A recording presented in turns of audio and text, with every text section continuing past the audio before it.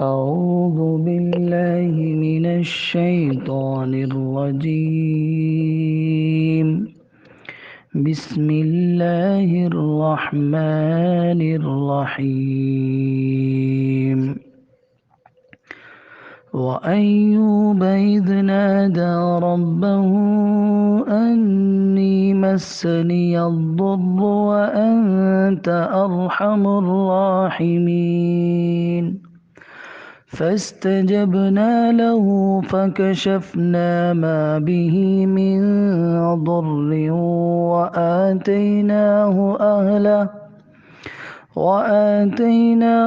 أهله ومثلهم معهم رحمة من عندنا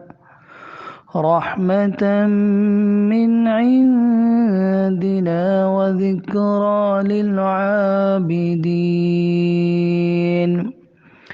وإسماعيل وإدريس وذا الكفل كل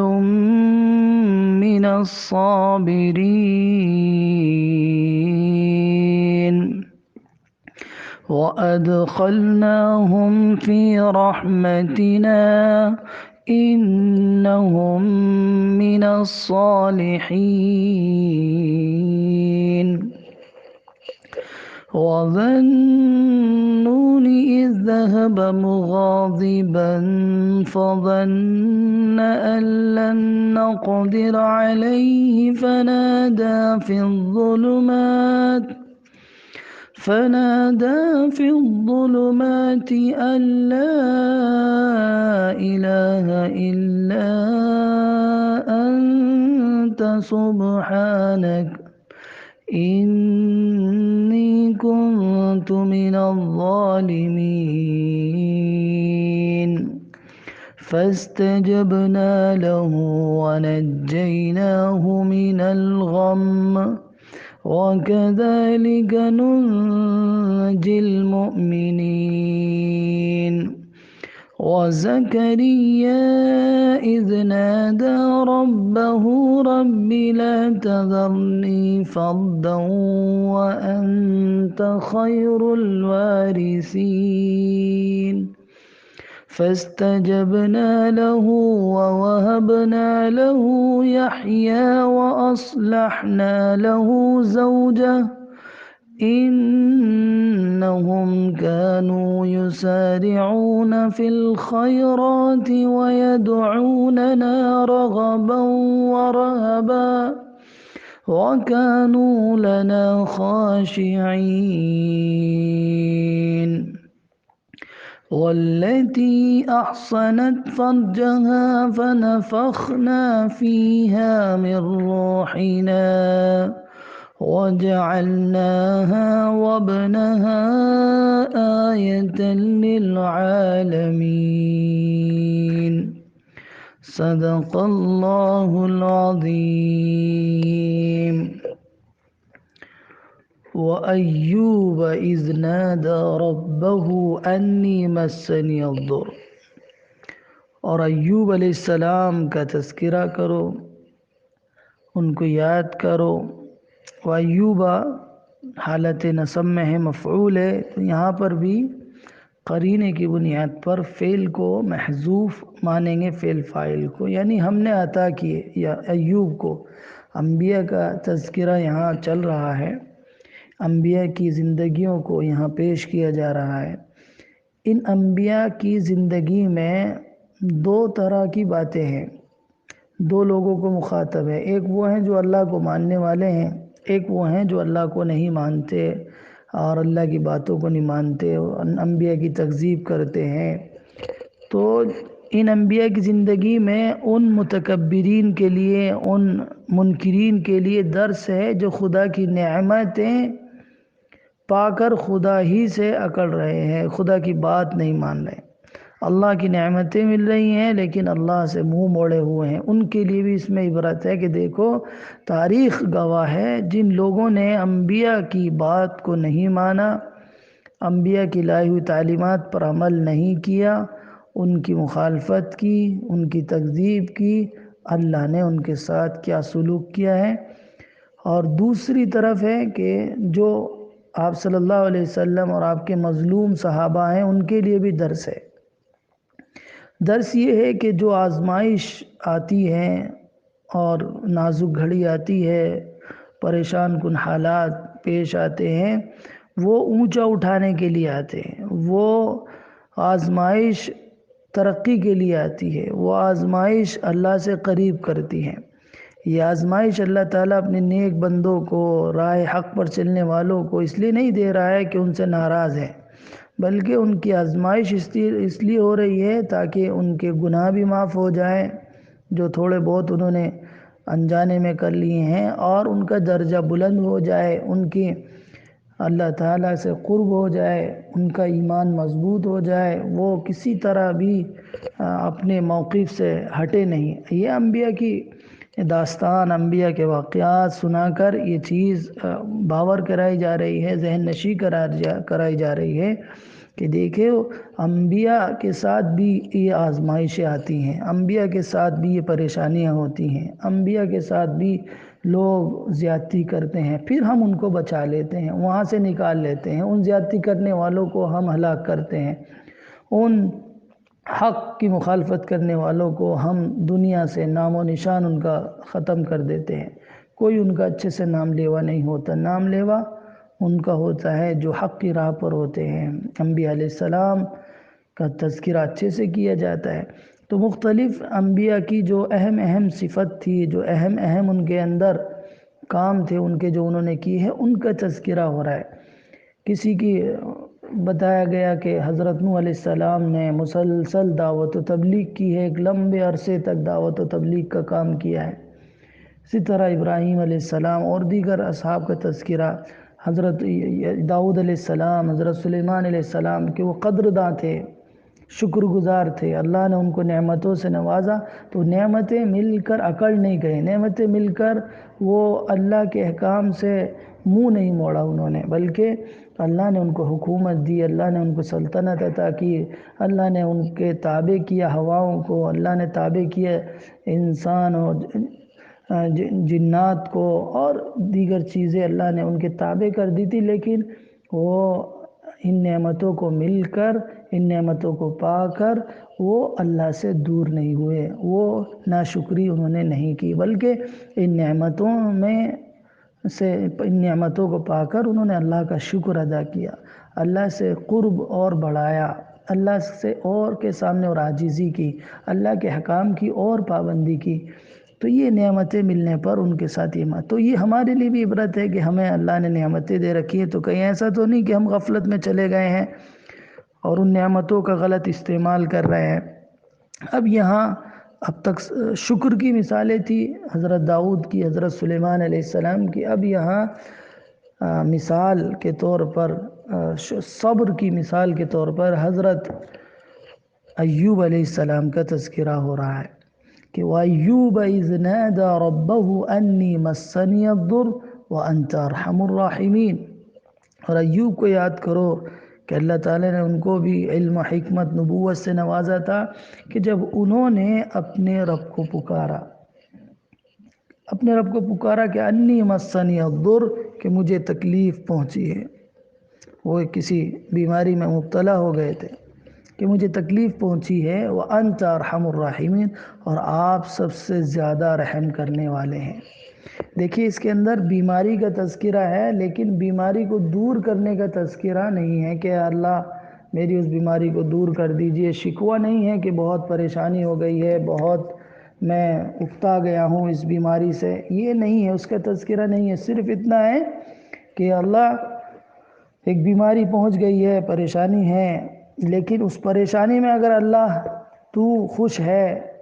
تو مجھ سے راضی ہے، تو اس پریشانی کو میں اس کو برداشت کر سکتا ہوں۔ اللہ کی راضی میں اللہ سے وہ درخواست یہ نہیں کی کہ اس بیماری کو دور کر دے۔ تو یہ انبیاء علیہ السلام کا ادب ہے۔ حضرت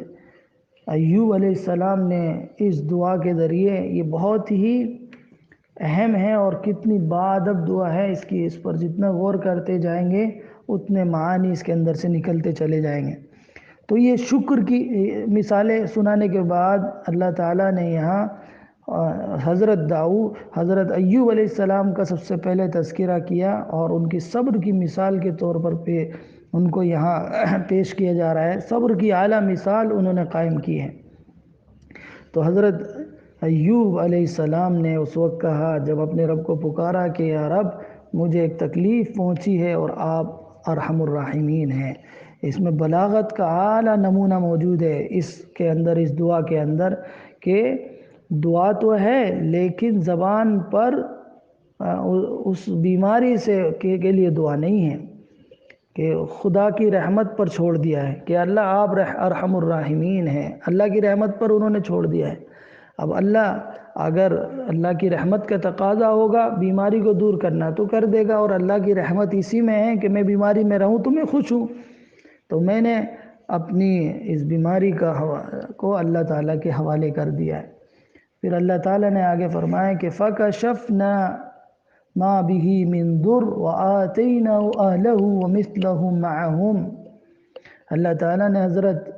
ایوب علیہ السلام کی یہ دعا قبول فرمائی اور ان کی وہ تمام تکلیف کو دور کر دیا۔ فَكَشَفْنَا دور کر دیا، مَا بِهِ جو کچھ تھا ان پر، مِن ضُرٍّ یعنی تکلیف، ضر تکلیف، جو کچھ ان کو تکلیف تھی ہم نے جس تکلیف میں مبتلا تھے اس کو دور کر دیا۔ وَآتَيْنَاهُ أَهْلَهُ اور ہم نے ان کو عطا کی ان کے اہل و عیال، وَمِثْلَهُمْ مَعَهُمْ اور ان کے ساتھ ساتھ اس کے جیسے اور بہت سے بھی ہم نے ان کو عطا کی۔ انہوں نے ہماری طرف سے ایک تکلیف ان کو پہنچی تھی، ایک آزمائش تھی ان کی، وہ اس آزمائش میں کھرے اترے تو اللہ تعالیٰ نے ان کو مزید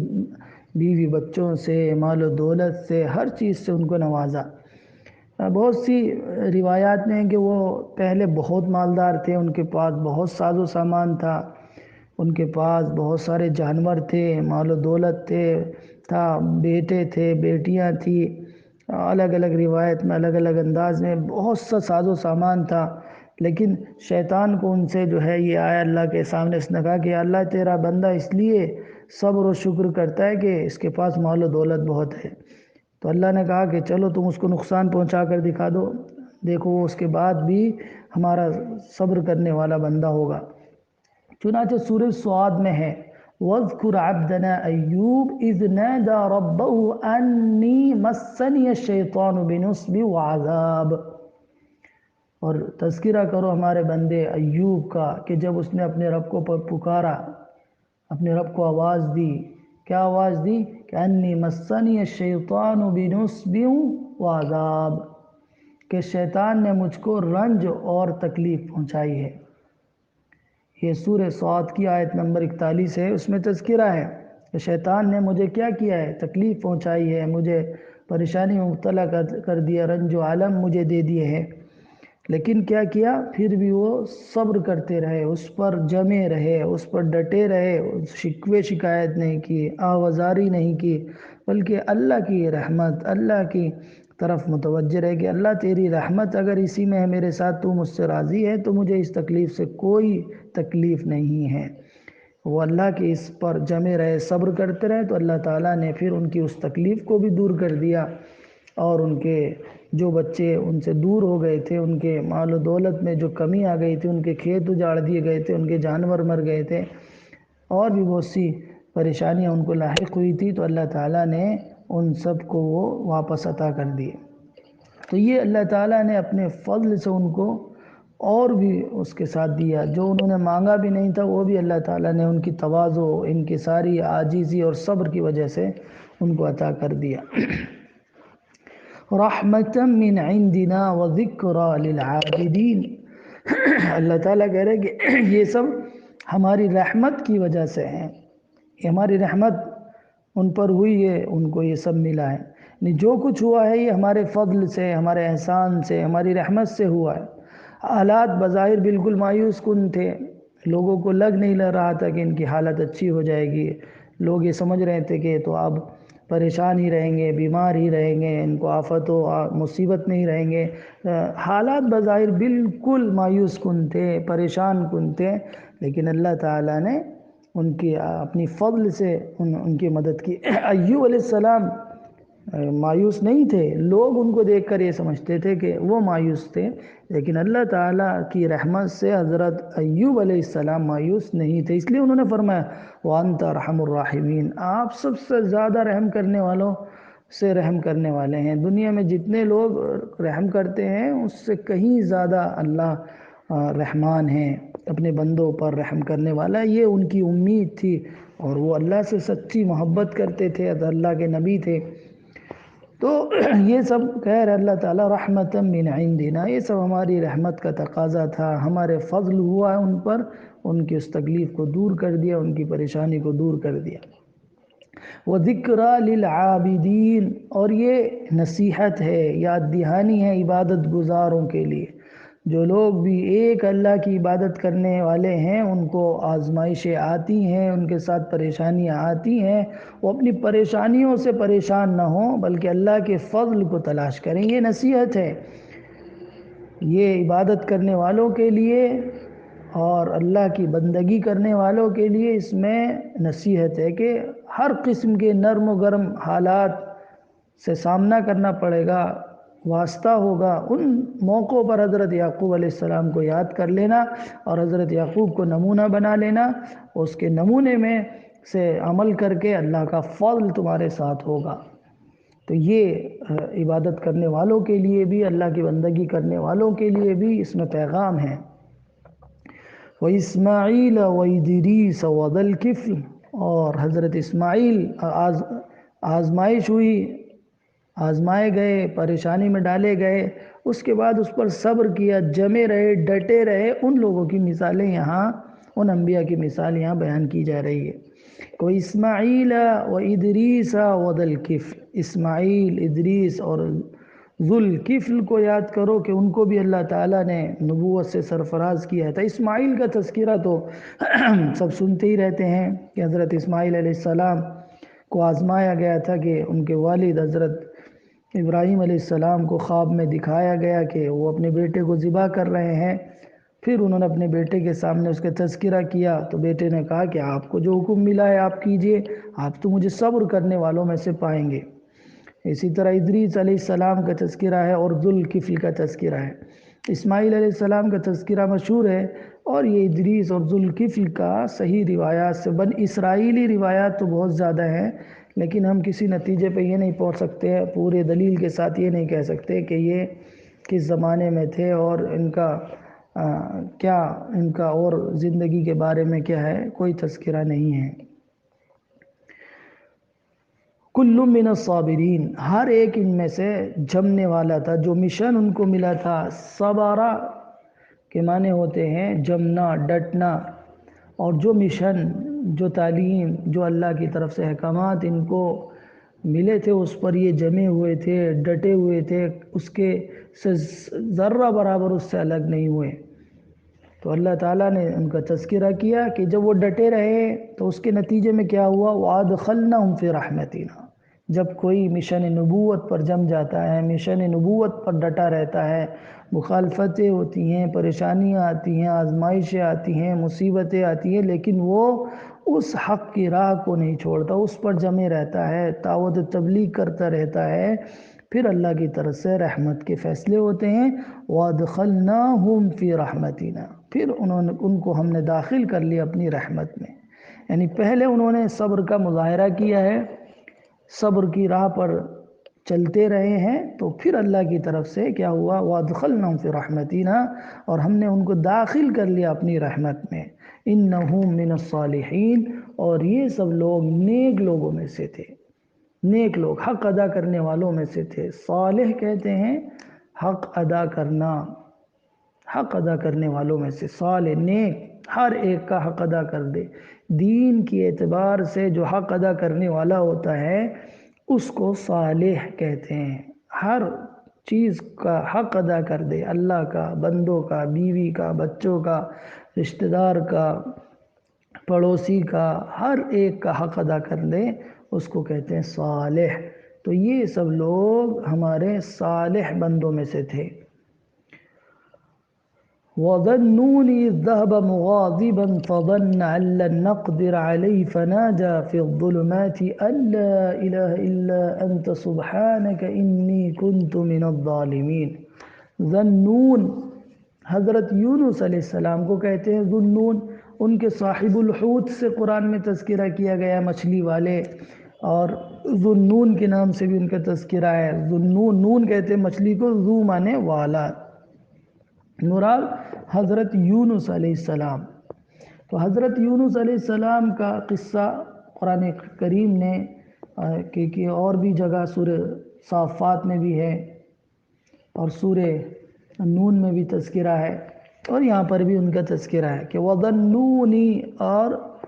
مچھلی والے حضرت یونس علیہ السلام کو بھی یاد کرو، ان کا بھی تذکرہ کرو۔ کب اذ ذہب مغاضبا، اس وقت کہ جب وہ چلے گئے تھے ناراض ہو کر، مغاضبا ناراض ہو کر، فظن ان لن نقدر علیہ، اور ان کو یہ گمان تھا کہ ان کے غصہ ہو کر نکلنے پر اللہ تعالیٰ ان کی پکڑ نہیں کرے گا۔ واقعہ یہ ہے کہ حضرت یونس علیہ السلام نے اپنی قوم میں دعوت و تبلیغ کا کام انجام دیا، لوگوں کو بلاتے رہے، دعوت دیتے رہے، لیکن قوم نے مخالفت کی، بات نہیں مانی، تو ان کو غصہ آ گیا کہ میں تمہارے فائدے کی بات سمجھا رہا ہوں، میں تمہیں دعوت و تبلیغ کر رہا ہوں۔ یعنی انہوں نے اپنی طرف سے جتنا وہ کر سکتے تھے، جتنی کوشش کر سکتے تھے، جتنی ہمدردی اور شفقت سے اور نرمی سے اور دل کے اچھے جذبات سے وہ قوم کو آخرت کی طرف، اللہ کی طرف اور اچھی باتوں کی طرف لگا سکتے تھے، انہوں نے پوری کوشش کی، اپنے آپ کو جھونک دیا، لیکن قوم نے ان کی بات نہیں مانی، قوم نے ان کی باتوں پر توجہ نہیں دی، ان کو جو ہے طرح طرح کے اور ان پر جملے کسنے لگے اور ان کی کمیاں نکالنے لگے، اور ان سے کیا ہوا، پھر حضرت یونس علیہ السلام ناراض ہو گئے، اور انہوں نے یہ سمجھا کہ میں نے تو اپنا کام کر دیا ہے، اپنا پیغام پہنچا دیا ہے، اب یہ نہیں مانتے تو اللہ کا عذاب آئے گا، ان پر آئے گا، میں یہاں سے چلا جاتا ہوں۔ تو انہوں نے، اور انبیاء کا معاملہ یہ ہوتا ہے کہ جب تک اللہ کا حکم ان تک نہ پہنچے وہ کسی جگہ کو چھوڑ کر نہیں جا سکتے، چاہے حالات کیسے ہی خطرناک ہو، کیسی صورتحال ہو، وہ اس جگہ کو چھوڑ کر نہیں جا سکتے۔ اس لیے آپ دیکھیں نبی اکرم صلی اللہ علیہ وسلم کے تعلق سے کہ جب آپ صلی اللہ علیہ وسلم مکہ میں تھے اور بہت سی پریشانیاں ہو رہی تھی، آپ کے صحابہ کو ستایا جا رہا تھا، تکلیف دی جا رہی تھی،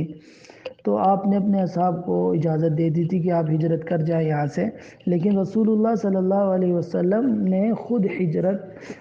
ہجرت وہاں سے نہیں کی تھی، آپ وہیں رہے جب تک اللہ کی طرف سے اس کا حکم نہیں آیا گیا اس بستی کو چھوڑنے کا۔ اب چونکہ انہوں نے یہ سمجھا کہ میں نے تو اپنا کام کر دیا ہے، میں نے دین جو مجھ تک پہنچا تھا میں نے پہنچا دیا، اللہ کا پیغام ان تک پہنچا دیا ہے، تو وہ وہاں سے نکل گئے۔ تو اس نکلنے پر انہوں نے سمجھا کہ میری پکڑ نہیں ہوگی۔ وَظَنُّونِ، اور نون والے حضرت یونس علیہ السلام کو یاد کرو کہ جب وہ ناراض ہو کر اس بستی سے نکل گئے، فَظَنَّا، تو انہوں گمان یہ کیا کہ ان کے اس نکلنے پر أَلَّن نَّقْدِرَ عَلَيْهِ، کہ ہم ہرگز اس پر کی پکڑ نہیں کریں گے۔ دیکھیے نبی یہ تو سوچ نہیں سکتا، اس کا ترجمہ اگر ہم یہ کریں گے کہ ان کا گمان یہ ہو گیا کہ اللہ کو اس پر قدرت نہیں ہے، یہ ترجمہ صحیح نہیں ہے، اگرچہ یہاں بہت نازک مسئلہ ہے، ترجمے کا بڑا مشکل مرحلہ ہے، اس لیے میں نے اس میں لفظ جوڑ دیا ہے کہ اس کے نکلنے پر، کہ قوم کی سرکشی پر خفا ہو کر وطن سے چلے گئے حضرت یونس علیہ السلام، اور انہوں نے سمجھا کہ ہم اس کے اس نکلنے پر ان کی پکڑ نہیں کریں گے، ان کی سخت ان پر گرفت نہیں کریں گے۔ یہ ہرگز اس کے معنی نہیں ہے کہ ہماری قدرت نہیں ہے ان پر، ہماری طاقت نہیں ہے کہ ہم ان پر پکڑ کر سکیں، ہرگز نہیں ہے۔ وہ یہ سمجھ رہے تھے کہ اس بستی سے جو نکل کر جا رہے ہیں اللہ ان کی اس پر پکڑ نہیں کرے گا۔ پھر واقعہ یہ ہوا آگے جا کر کہ وہ کشتی میں سوار ہوئے، پھر وہ کشتی سے نیچے پھینک دیے گئے، اور وہاں وہ ایک مچھلی کے منہ میں چلے گئے، جس کی وجہ سے ان کا نام بھی مچھلی والا پڑا۔ تو وہاں اس تاریکی میں ان کو احساس ہوا کہ اللہ کی کوئی آزمائش تھی، اللہ کی یہ، اب مجھے اس پر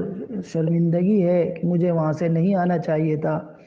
مجھے وہیں رہنا چاہیے تھا جب تک اللہ کا حکم نہیں آ جاتا، اللہ کا پیغام مجھ تک نہیں پہنچتا، وہاں سے نکلنے کے سلسلے میں مجھے وہیں رہنا چاہیے تھا۔ تو فنادا فی الظلمات، تو انہوں نے اللہ کو پکارا تاریکی میں۔ تاریکی مراد مچھلی کے پیٹ میں چلے گئے تھے، اور وہاں مچھلی کے پیٹ میں کیا اندھیرا ہے، تاریکی ہے۔ فنادا فی الظلمات، تو انہوں نے تاریکی میں اللہ کو پکارا۔ کیا پکارا وہ پکار؟ یہ بھی بہت اہم دعا ہے حضرت یونس علیہ السلام کی، اللہ الہ الا انت سبحانک انی کنت من الظالمین، کہ بے شک اللہ الہ الا انت سبحانک انی کنت من الظالمین، اور انہوں نے پکارا اس تاریکی میں کہ تیرے سوا کوئی معبود نہیں، اللہ الہ الا انت، نہیں ہے کوئی معبود سوائے تیرے، سبحانک تو پاک ہے، انی کنت من الظالمین، بے شک میں ہی ظالموں میں سے ہوں، میں ہی خطا کرنے والا ہوں، میں ہی غلطی کرنے والا ہوں، میرے سے ہی چوک ہوئی ہے۔ تو اللہ تعالیٰ نے ان کی اس دعا کو قبول کر لیا، اور پھر وہاں سے ان کو نکال دیا اللہ تعالیٰ نے۔ تو اس واقعے سے ہمیں یہ بات سمجھ میں آتی ہے کہ انسان جب مومن اللہ کے فیصلے پر ڈٹا رہتا ہے، اللہ کی فرما برداری کرتا ہے، تو اللہ اس کو نقصان سے بچاتے ہیں، اس کو پریشانی سے بچاتے ہیں، اس کو تکلیف سے بچاتے ہیں۔ دوسرا یہ ہے کہ جب انسان سے کوئی خطا ہو جائے، کوئی چوک ہو جائے، اپنی طرف سے کوئی غلطی کر بیٹھے، تو فوراً کیا کرے، رجوع کرے، اللہ کی طرف رجوع کرے، اللہ کی طرف دوڑے، اللہ سے اس ندامت ہو، اللہ کے سامنے شرمندگی ہو، اپنی کوتاہی کا، اپنی کمی کا، اپنی تقصیر کا اس کو اعتراف ہو جائے کہ ہاں سراسر میری ہی غلطی ہے، میری غلطی کا نتیجہ ہوا یہ ایسا کام ہوا۔ فوراً کیا کرنا چاہیے، اپنے آپ کو اللہ کے حوالے کر کے اس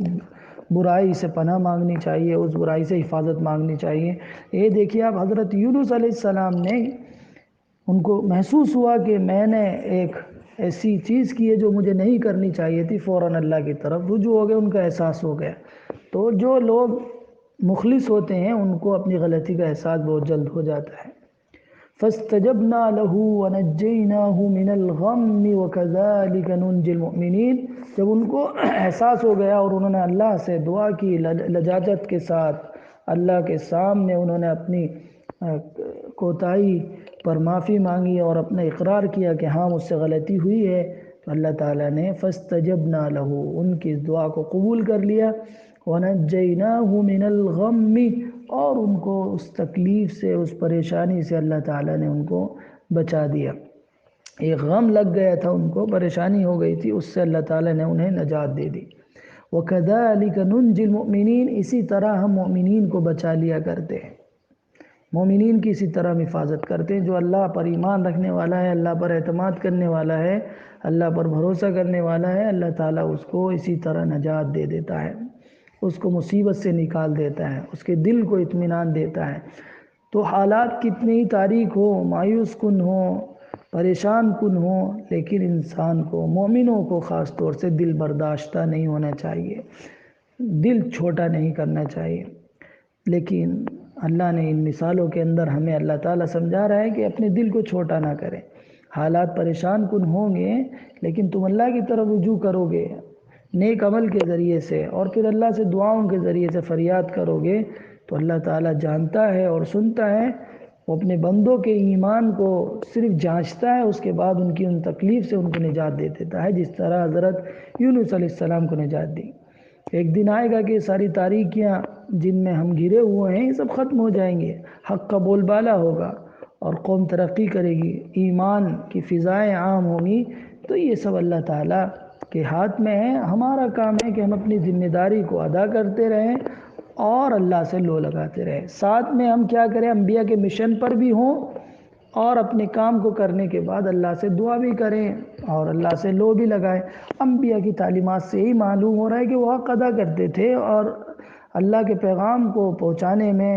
حتی الوسعت، جتنی ان کے اندر طاقت، جتنی قوت ہوتی تھی، حتی الامکان وہ اپنے دعوت کو، اپنی مشن کو اور اللہ کے پیغام کو پہنچاتے تھے۔ پھر اس کے بعد وہ اللہ سے لو لگاتے تھے کہ اس حالات میں اس راہ میں ان کو کوئی دشواری ہے، اس راہ میں پریشانی ہے، لوگ مخالفت کر رہے ہیں، تو اللہ سے لو لگا رہے ہیں اور اللہ ان کی بات کو سن بھی رہا ہے۔ تو یہاں تک ہم نے یہ آج مکمل کر لیا ہے۔ والسلام علیکم ورحمۃ اللہ وبرکاتہ۔